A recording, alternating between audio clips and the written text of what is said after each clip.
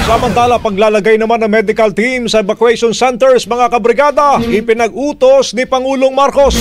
Brigada Maricar Sargan, ibrigada mo! Brigada Live Report!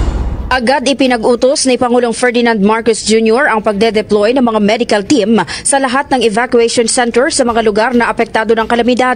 Kasunod ito ng isinagawang situation briefing ng Pangulo sa National Disaster Risk Reduction and Management Council sa Camp Aguinaldo. Ayon sa Pangulo, sa kanyang pag-iikot kaninang umaga sa ilang evacuation center sa Rizal, napansin niya na siksikan ang mga evacuees. Kaya tinatasan niya ang mga kinauukulang ahensya na tiyaking may doktor, nurse at sapat na supply ng gamot sa mga evacuation center upang agad na matugunan ang anumang kaso ng pagkakasakit.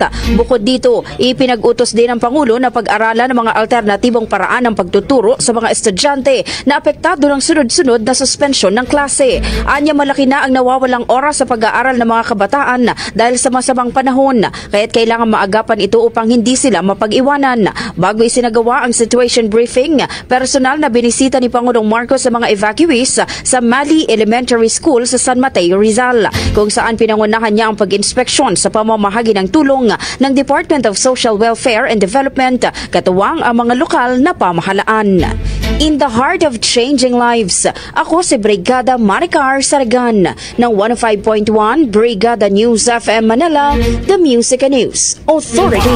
Bago, Brigada Balita Nationwide. Ang bahaging ito ay hatid sa atin ng Maxan Mangosteen Santon Coffee. Max Healthy, Max Sarap.